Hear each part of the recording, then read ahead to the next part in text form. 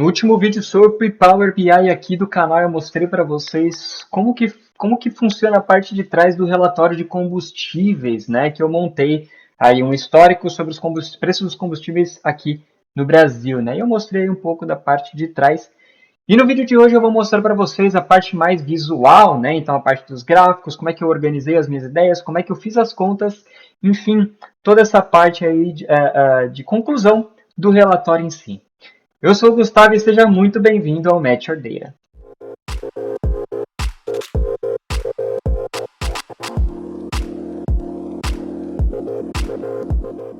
Então, com o relatório aqui aberto, vamos lá explicar os pormenores de como é que eu montei essa parte mais visual.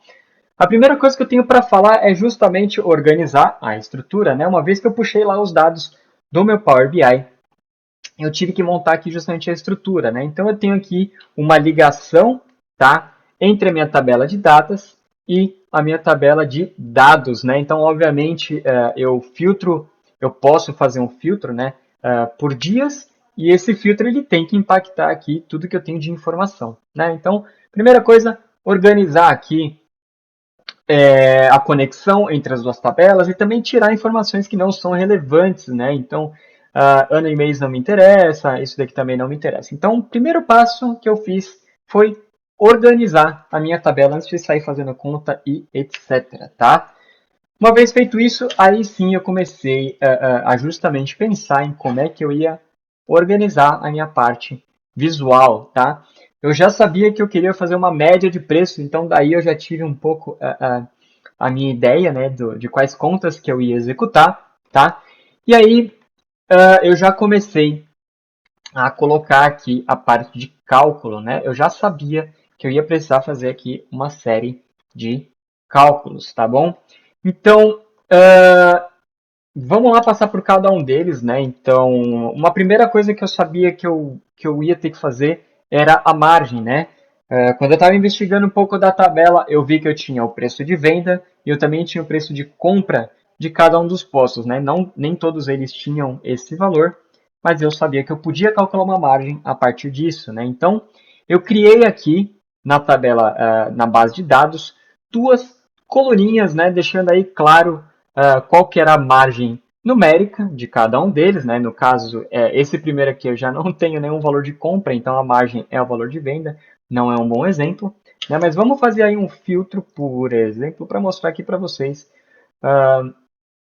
Beleza, então aqui esse segundo sim, eu tenho aqui, ó, ele comprou por 3, desculpa, ele comprou por 2,76 e vendeu por 3,5, né? Então a margem bruta é 28 centavos, né? E aí a partir daí eu consigo também calcular aqui a margem percentual, né? Então aqui eu incluí essas duas colunas na tabela, não são originais lá da fonte de dados, justamente para conseguir ver essa parte, né, de quanto que cada posto ganha aí mais ou menos na média, tá bom? Então aqui já era algo que eu tinha ideia de fazer e executei esses cálculos. Depois disso, eu comecei a fazer as médias para a tabela como um todo, né? Então, eu tive que fazer um valor médio de venda, né? Então, simplesmente uma média aqui, average, da coluna de venda, média da coluna de compra, eu também fiz aqui, e depois eu tive que fazer a média da margem não percentual, né, da margem bruta, né?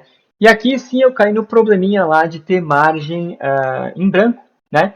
Se eu fizer uma média de todos os valores de margem e eu tiver valores em brancos, vai distorcer a minha margem. Então aqui eu já precisei colocar um filtro na minha conta, né, de média, justamente para eu tirar esses valores que estavam zerados, né? Então o que eu estou fazendo aqui no final das contas? É o que eu mostrei para vocês fisicamente aqui, né? Então, como se eu estivesse indo na tabela, filtrando todos aqueles valores de compra que eu não tenho informação, estou tirando eles da minha tabela, para depois fazer uma média das margens, né? Fazer uma média real, tá bom? Feito isso também, eu fiz aqui uma média de todas as linhas, né? Então, eu peguei cada uma desses valores, né? Que eu tinha lá percentual e fiz uma média de todos eles também, tirando todas aquelas linhas que eu não tinha informação, tá? Por que que eu fiz isso, né? Por que que eu decidi seguir por essa metodologia, né? Então eu fiz todas as linhas, né? Então voltando aqui, eu tenho uma margem percentual para cada uma das linhas e depois eu tiro a média de tudo isso daqui, né? Dessa coluna como um todo. Por que que eu fiz dessa forma, né? Porque vamos aqui voltar para o exemplo que eu tenho aqui na tela, né? Que eu tenho aqui a média geral e a média por linha, tá? Qual que é a diferença dessas duas? A média por linha, eu vou pegar cada um desses valores que eu tenho aqui na tela, tá? E eu vou fazer uma soma deles, tá? Então eu vou pegar 12 mais 11 mais 10 mais 9, somar isso daqui e depois dividir por 4. Beleza? Isso é a metodologia de média por margem, média de margem por linha, tá bom?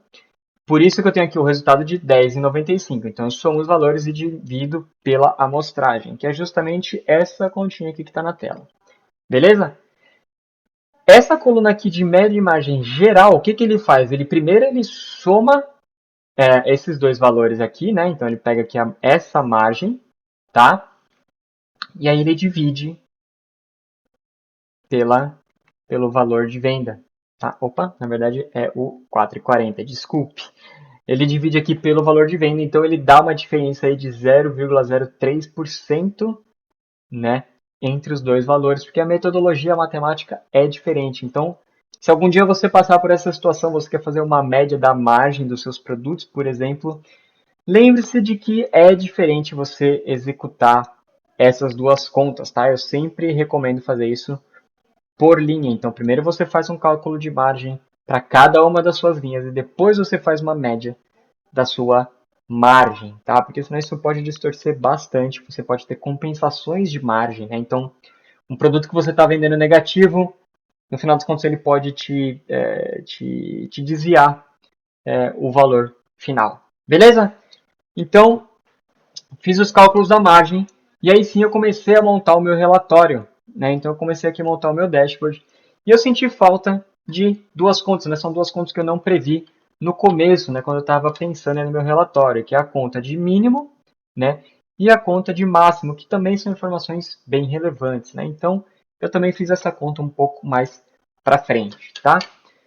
Com todas essas contas, aí sim eu comecei a pensar na estrutura do meu relatório, né? Então eu tinha sempre aqui, é sempre importante a gente colocar, né, uma página inicial explicando aí como é que funciona o relatório, para que ele serve, colocar justamente, né, os links das fontes de dados, porque pode ter mais gente que quer conferir o que você fez, né, e também explicar um pouco aí das contas que foram feitas, né, para deixar claro para as pessoas qual foi a metodologia usada. Então, homepage sempre é importante para você passar um cenário geral do seu relatório. Então, montei aqui a homepage e aí, não necessariamente montei com os botões, né? Os botões de acesso, isso aqui eu fiz numa segunda etapa, mas com a homepage, aí sim eu tinha a base para o meu relatório, né? Então, eu parti do princípio que eu queria deixar muito claro preços gerais, né? Então isso aqui é super importante sempre, tá? Então deixar aí claro quais são os seus valores gerais, né?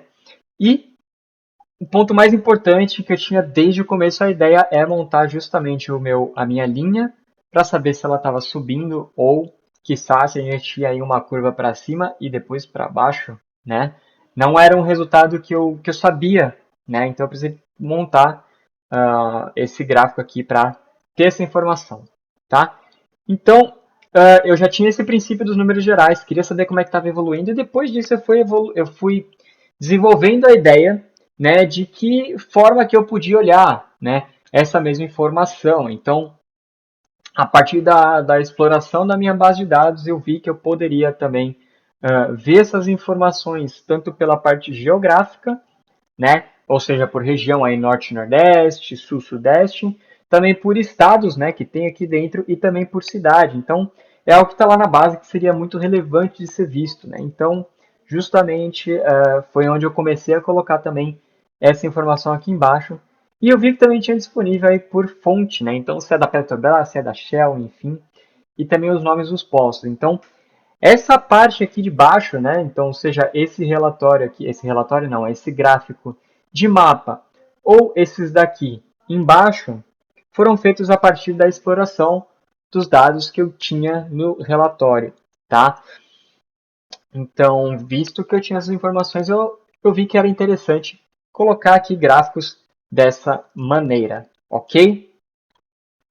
E por último, mas não menos importante, então aqui eu já tinha uma visão bem geral de tudo que eu tinha, então eu já tinha contas, eu já tinha os gráficos feitos, e aí justamente faltava a parte de interatividade. Então por último eu fiz aqui uma fonte com os filtros, né? Então eu peguei todos aqueles campos que eu tinha para explorar e eu fui colocando cada um deles aqui numa página só com filtros, né? Que é justamente depois que a gente vê o relatório, a gente consegue entender, pô, como é que eu posso filtrar isso, como é que eu posso ver ele de um jeito mais específico, né? Eu optei por colocar uma página extra de filtros, porque justamente aqui no meu relatório de dashboard já estava bem preenchido, né? Então eu teria que diminuir muito o tamanho dos meus gráficos se eu fosse colocar aqui uma linha de filtro a mais, né? Então não ia pegar bem. Eu cheguei a fazer esse teste, mas não ia ficar muito legal o visual.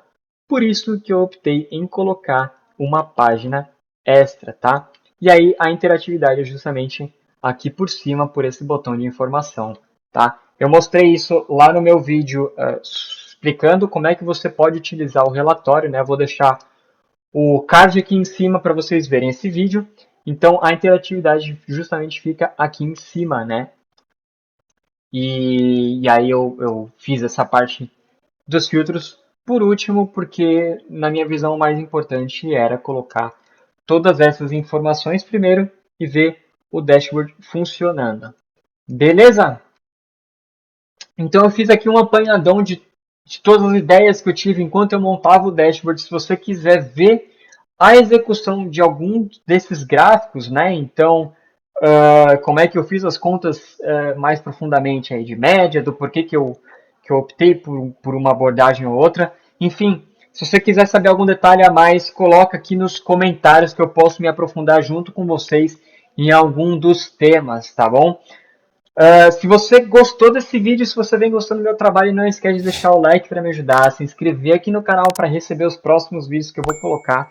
Eu tenho ideias aí de detalhar bastante, né, quais são os passos abaixo, passo a passo para montar um bom dashboard, né, para montar uma boa parte visual, tá? Eu vou explicar cada um dos passos aí, por que de usar aqueles números em cima, como é que a gente monta aí um storytelling dentro do nosso relatório para ele ficar bem legível para as pessoas, né? Então, fica ligado aqui no canal porque tem bastante conteúdo que eu vou colocar. Obrigado por assistir até aqui e eu vejo vocês nos próximos vídeos.